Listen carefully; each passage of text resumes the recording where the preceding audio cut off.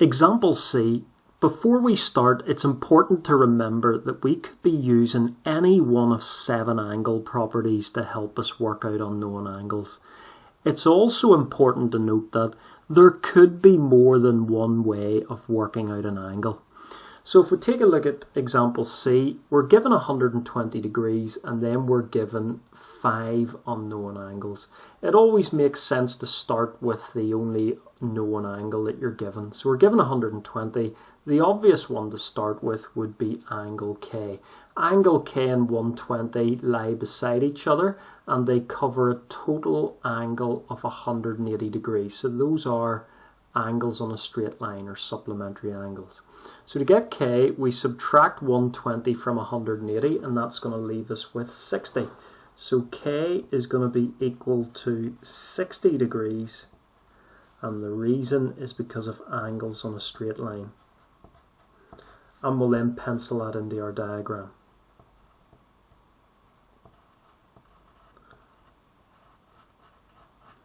Now, what we could do next, for example, is I could work out angle J, because angle J and K would be alternate angles.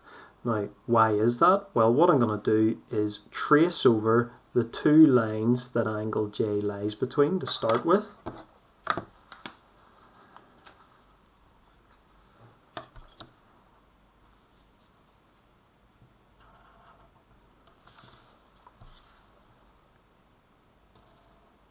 Like that.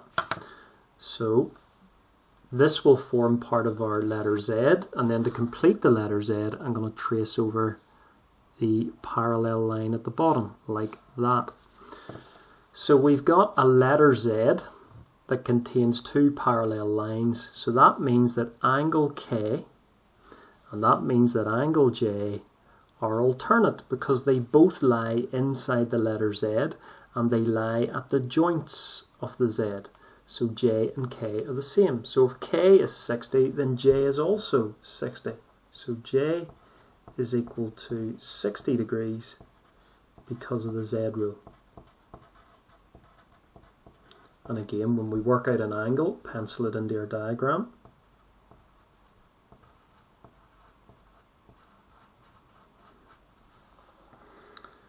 Now, plan. Well, what I could do now is, for instance, I'm going to work out angle G.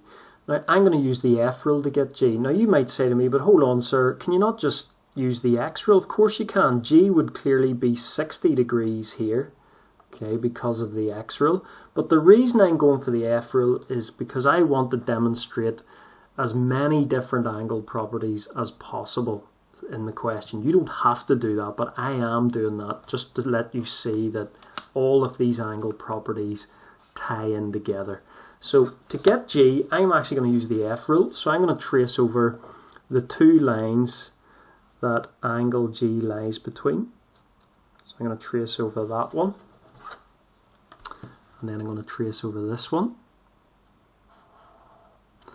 And that's going to form part of our letter F. To continue with the letter F, then I'm going to trace over the rest of this line as far as where K is, and then I'm going to trace over the bottom line like that. So you can clearly see we have an upside down F and it contains 2 parallel lines, so that means that angle G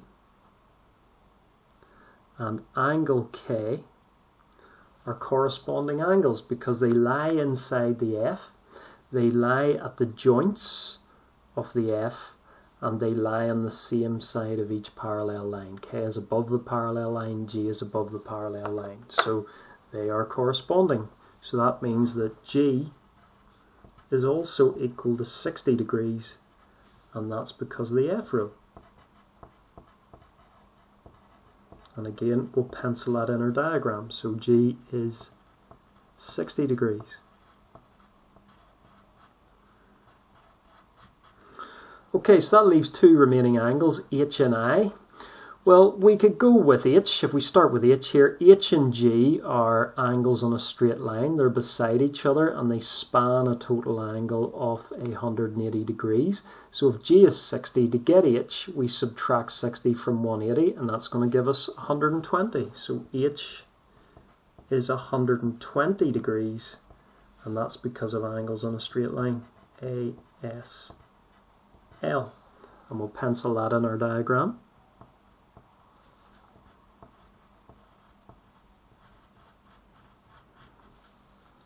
So that only leaves one remaining angle, angle I. Again, there's different ways you could get this. You could identify I, G, H and J as angles at a point, so they would all add up to 360. So you would add those three angles together and subtract the total from 360, but that's quite long. The quicker way of getting it would actually be to say that angle H and angle I are vertically opposite. In other words, you've got an X shape here, or a letter X. So you could use the X rule. So angle I is vertically opposite angle H. So therefore angle I would equal 120 degrees, and that's because of the X rule. So as I said, these are all the correct answers, but you may go about it slightly differently. You might use a different angle property that will give you the same answer, and that's perfectly fine. Okay, example D. So we're given an angle diagram, one angle that we know, and we're asked to find angle L. Now, how do we get the angle L from 50 degrees? Well, 50 degrees lies inside this triangle, but it's not any old triangle. It's actually an isosceles triangle because two of the sides have the same number of dashes on them. So that means if two sides are the same, two angles are the same. So which two angles are the same? Well, you look for the point where the two identical sides meet, and then you flip over to the opposite corners. So the opposite corners will be the same. So 50 degrees and this little angle down in here will be exactly the same. Now, that means the angle beside L is going to be 50 degrees.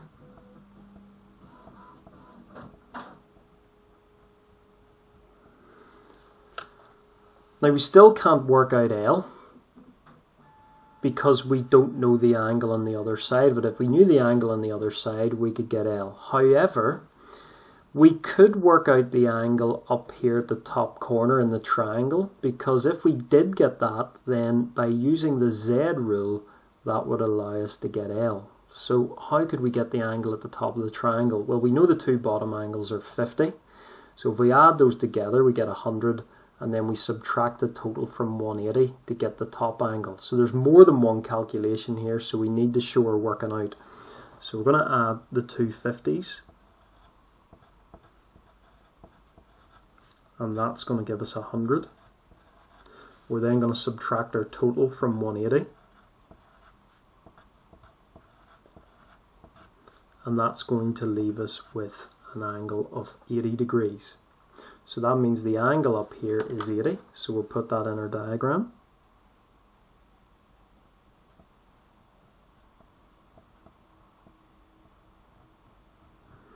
And now that's going to allow us to get angle L, because if I trace over the two lines that angle L lies between, so it lies between that line, and it also lies between that line. So it lies between those two. That will form part of our Z. To complete our Z, I'm going to trace over the second parallel line like that. So there's our letter Z.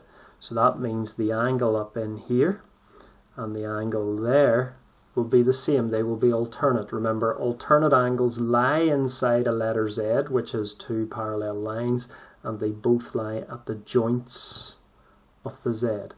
So that means angle L is equal to 80 degrees.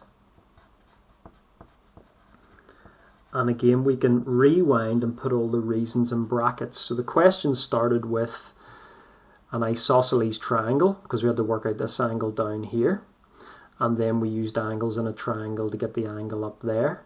And then we used the Z rule to get angle L. So IT for isosceles triangle, then we used angles in a triangle, AIT, and then we used the Z rule.